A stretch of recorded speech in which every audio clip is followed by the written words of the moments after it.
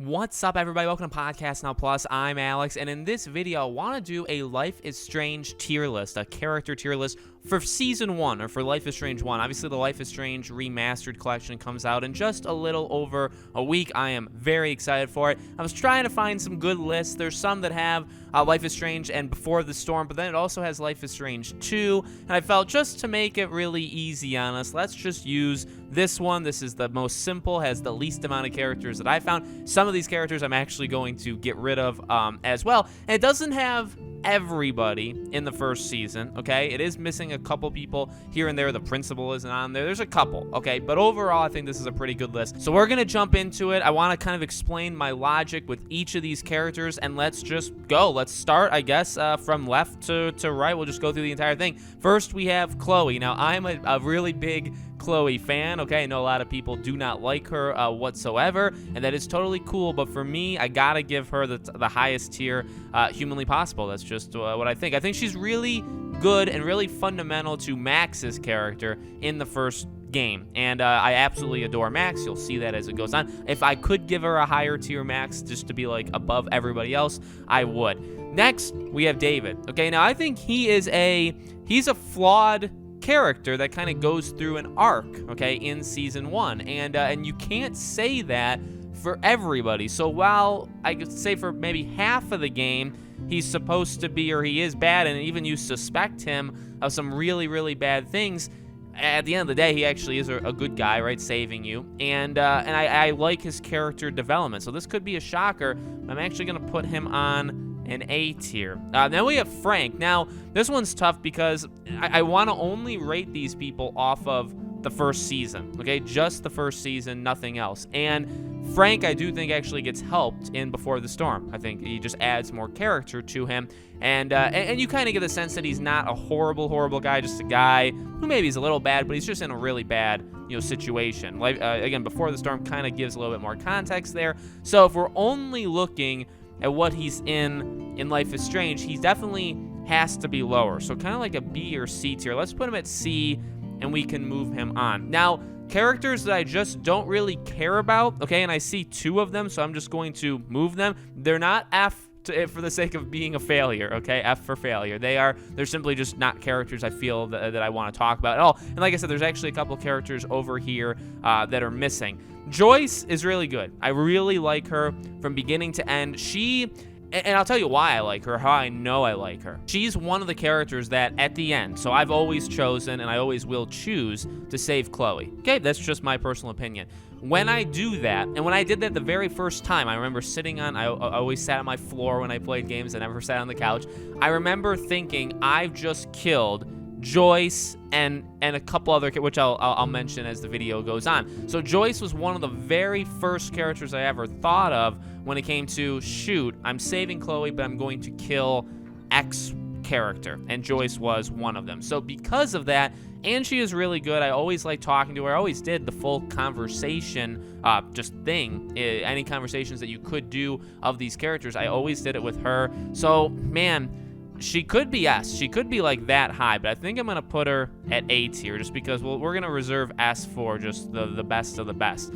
Next up, we have Kate. See, this is a tough one too because she's really good in terms of like emotional depth and, we have to talk about like a character arc, but also just truly mattering. And the first time I ever played this game, I saved her. She didn't jump. I actually replayed it right before Season 2. I played 1 right before 2, and I lost her, and I was so upset because I was like, what in God's name? What did I choose for the conversations that I didn't do the first time? Because I just organically, I didn't look up a guide the first time I played this game at all in terms of how what you have to choose for this or that. I just saved her. So I truly was upset with myself when she died, and I was truly happy with myself when she lived. So I feel like that's got to give her the good old A tier, okay? Second highest up there. Max, okay? Easy. We're going to put her at the S. She's the best character not only in this game, but I firmly still believe, even with Life is Strange True Colors, I believe she is the best character in any Life is Strange game. I think Alex is very close, the main character of Life is Strange True Colors. I would put her easily at number 2, with Max at number 1. I also think Steph definitely should be up there. Obviously, she's in Before the Storm, but she's not on this list, right? I would put her high up there too. But Max, to me, is the best character. Can I switch her? I can't switch. Oh, there we go. I'll switch her with Chloe. So she's, I guess, higher up in the S tier. Jefferson. Oh boy. So he's a great character. He's a great character. Just because you hate him and just because of the evil that he's done does not take away from his character. In fact, I think that only should enhance it. So I really, he could even be an S because I truly was like, holy Jesus Christ. But I'll put him as an A. He disappears. I don't remember. It's been a while since I've played this game. He's in it, obviously. I mean, he's the first main scene you get with Max figuring out that she had, or, I guess going through choices and all this different kind of stuff. And then, he appears throughout, but he kind of gets a little bit more into the back. He kind of takes a back seat towards, I guess, in favor of the other stuff that the game is doing. And, I think that's probably his only weakness. It's just he's kind of a little absent in the middle part, and then obviously he comes back in at the end. Nathan Prescott. I'll never forget his fullness. See, some of these people I wouldn't even be able to tell you their last name, etc. I'll always be able to tell you his name. So he's good. I mean, this is kind of like that misunderstood character, isn't it? Somebody that has deep troubles, has done really, really bad things, but you also, with his his I guess the pills that he takes, or right, like the stuff that has happened, even with his family behind the scenes that you find through like clues or like writing, all this stuff, like he's a complex character in ways that, someone like Joyce is not really that complex. In fact, she's just cool. She's just fun to kind of talk to. She just feels like a motherly figure, right? But she's not really complex. So, if I put these two up here, I feel like I gotta put Nathan up there. So I'll put him up there as well. All right, so now here's the thing with Rachel, okay?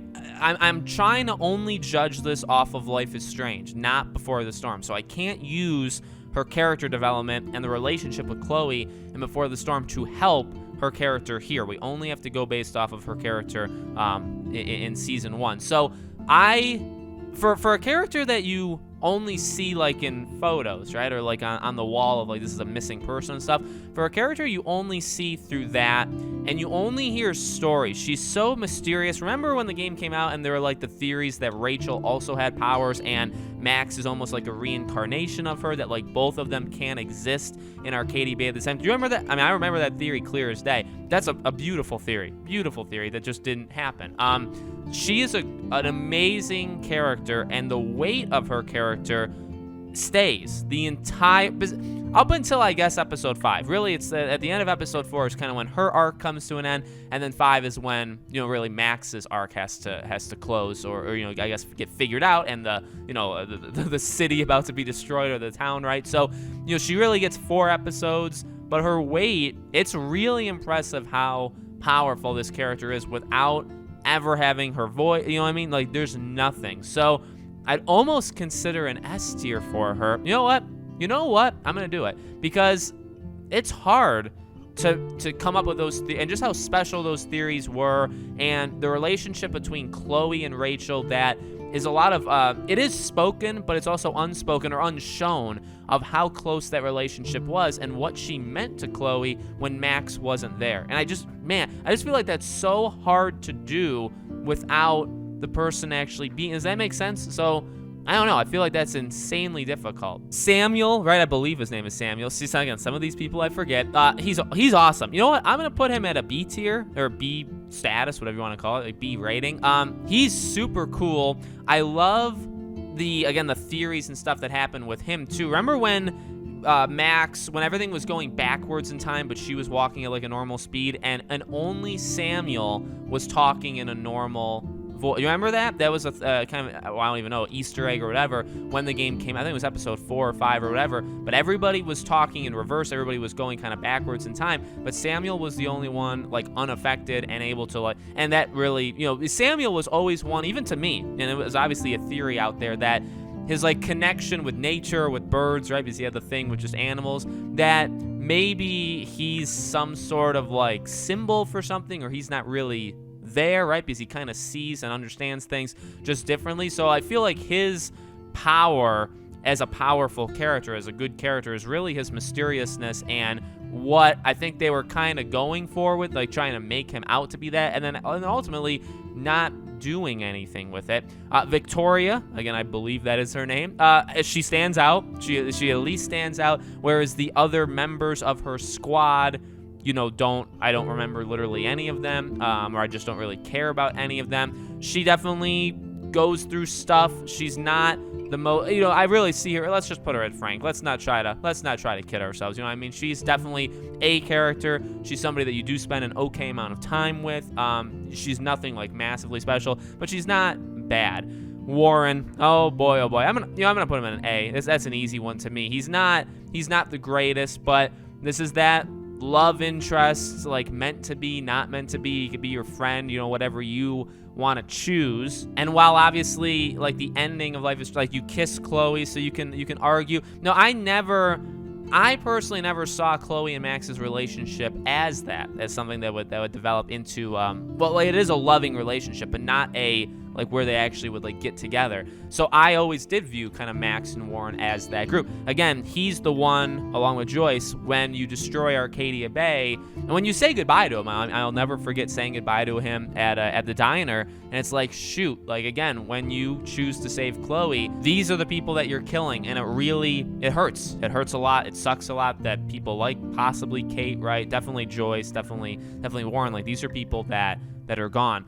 And then William. So William is Chloe's actual like birth father. Obviously, you know, again, this is another one of those things where it's kind of like unspoken or just context clues for a lot of it, and then you actually get to see him. I would say the power of seeing that play out when you do save him, and you have to figure that out, and then because he lives this horrible, which just, I mean, my jaw literally dropped to the floor at the end of whatever, episode 3, when you walk in, and he opens the door and Chloe's in the wheelchair.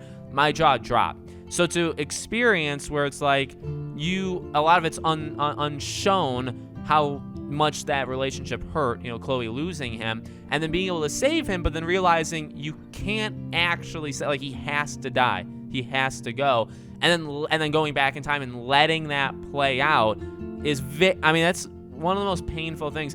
Man, it's tough because it's like him as a character. I would argue him as a character, it does as much impact on the story and on Chloe, and also just the story of Max, because again, you have to time travel and stuff, as Rachel. So if I gave Rachel the S tier, you know what? I almost gotta give him, and how just important, how much of like and that's kind of like his trope, right? He's like a perfect father, or he was supposed to be like that person for Chloe, and then because he was removed, her life kind of got messed up. You know, it would have been a lot different if he stayed. Also, him in Before the Storm was also really good, but again, I can't use that to help me here. So I'm gonna give him the S tier. I would say his impact to the story is about the same, like just how much it is as Rachel. So there's the list. I like where it is. I mean, out of this group, there's no glaringly bad characters. Do you know what I mean? Even if you put in the principal, I would have put him at like a C or D. I don't think he's like atrocious. I just don't think he's that influential to the actual story. So